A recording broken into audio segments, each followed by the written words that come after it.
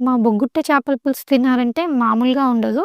Omega 3 fatty acids, vitamins, proteins, minerals and low fat, high quality protein rich food అంటే fish అనే చెప్పాలి.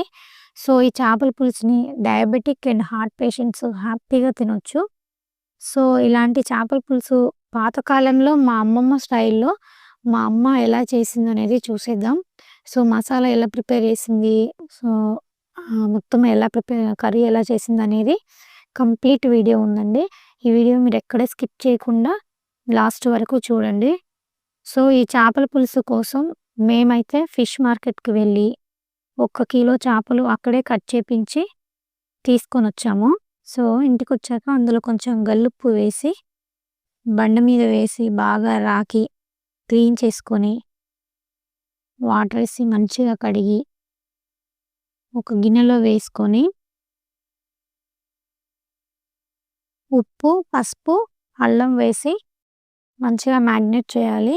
అసలైతే చేపల ముక్కలలో చాలా వరకు ఉప్పు, కారం అన్నీ మసాలాలు ఒకేసారి యాడ్ చేసేసుకొని మ్యాగ్నేట్ చేసి పక్కన పెట్టుకుంటారు గదా!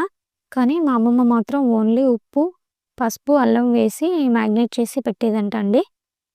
సో, ఇప్పుడు మా అమ్మమ్మ స్టైల్‌లో చేస్తుంది కాబట్టి మా అమ్మ, సో, మా అమ్మ కూడా ముక్కలకి ఓన్లీ ఉప్పు, అల్లం, పసుపు వేసి మంచిగా ముక్కలకు పట్టించి పక్కన పెట్టేసింది. నెక్స్ట్ మనం మసాలా ప్రిపేర్ చేసుకుందాం. మసాలా కోసము కొంచెం కొబ్బరి వేసేసుకోవాలి. ఒక చిన్న కడాయి తీసేసుకొని, నెక్స్ట్ నువ్వులు, కొంచెం మెంతులు, దాంట్లోనే కొన్ని ధనియాలు వేయాలి. లైట్‌గా వేగనివ్వాలి.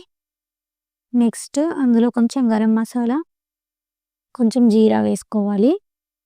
వేసి కొంచెం వేంపాలి. వేంపినంక కొన్ని ఎండుమిర్చి ఎయ్యాలండి. ఈ చేపల పులుసు మనం సెపరేట్‌గా మళ్ళీ కారం ఏమి యాడ్ చేయము. సో, మనకు తగినంత కావాల్సినంత ఎండుమిరపకాయలు గూడా ఈ మసాలాలోనే యాడ్ చేసుకోవాలి. ఇందులో స్పెషల్‌గా బియ్యం అండి. బియ్యాన్ని కొంచెం వేంపి, సో, ఈ మసాలాలో కూడా ఈ మసాలాలో యాడ్ చేయాలి. అలాగే ఒక ఉల్లిగడ్డ తీసుకొని గ్యాస్ మీద కాల్చి, డైరెక్ట్ ఆ ఉల్లిగడ్డను గూడా మనము ఈ మసాలాతో పాటు మిక్సీ జార్‌లో యాడ్ చేసుకోవాలి. నేనైతే ఇలా బియ్యమేసి ఫిష్ మసాలా ప్రిపేర్ చేయడం ఇదే ఫస్ట్ టైమ్ జూస్తున్నాను. సో, మా అమ్మమ్మ ఇలానే చేసి పెట్టేదంట పాతకాలంలో. సో, ఇప్పుడు మా అమ్మ కూడా అలానే చేస్తుంది ఫిష్ మసాలా. సో, అందులోనే మిక్సీ పట్టేటప్పుడు కొంచెం గల్లుప్పు, కొన్ని వెల్లుల్లిపాయలు యాడ్ చేసుకొని మిక్సీ పట్టి, ఆ పౌడర్‌ని మనం పక్కన పెట్టేసుకోవాలి. ఇంకా నెక్స్ట్ తాలింపేసేసుకోవాలి. ఒక పాన్ తీసుకొని ఆయిలేసి, ఉల్లిపాయలు, కొంచెం కరివేపాకు వేసి వేగినంక కొంచెం పచ్చిమిర్చి యాడ్ చేసుకోవాలి. ఈ పచ్చిమిర్చి గూడా కొంచెం వేగినంక ఆల్రెడీ మనం ప్రిపేర్ చేసి పెట్టుకున్నాం గదా చేప ముక్కలు, అల్లం, పసుపు, ఉప్పు వేసేసి ఆ ముక్కలన్నిటిని కూడా ఈ తాలింపులో వేసుకోవాలి మంచిగా నీట్‌గా. మొత్తం ఆయిల్‌లో మగ్గేలాగా పీసెస్ అన్నీ స్ప్రెడ్ జేసుకోవాలి. మీరు అబ్జర్వ్ చేసినట్లయితే మనం ఇందులో మళ్ళీ అల్లం గాని, పసుపు గాని ఏమి యాడ్ చేయమండి. ఆల్రెడీ ముక్కలకు పట్టిందే. సో, ఈ చేప ముక్కల్ని మళ్ళీ మనం గంటెతో ఎలా పడితే అలా కలపకూడదండి. ముక్కలు విరిగిపోవడం, డిస్టర్బ్ అవ్వడం అట్లా అవుతుంది. సో, ఒక క్లాత్ తీసుకొని గిన్నెని పట్టుకొని ఇలా ఊపేస్తే అవే స్ప్రెడ్ అవుతాయి. చేప ముక్కలన్నీ గూడా మంచిగా ఆయిల్‌లో వేగినంక, అందులో మనం ఆల్రెడీ ప్రిపేర్ చేసి పెట్టుకున్నాం గదా మసాలా, ఆ మసాలా మొత్తాన్ని ముక్కలకి స్ప్రెడ్ అయ్యేలాగా మంచిగా నీట్‌గా వేసుకోవాలి. ఈ మసాలాతోనే ఈ చేపల పులుసు టేస్ట్ అండి. సో, మీరు గూడా ఇలాంటి మసాలాని రెడీ చేసి ఒక్కసారి చేసి చూడండి. మా అమ్మ వాళ్ళ చిన్నప్పుడు ఇలానే చేసేదంట. సో, ఇప్పుడు మా అమ్మ మాకు అలానే చేసి పెడుతుంది.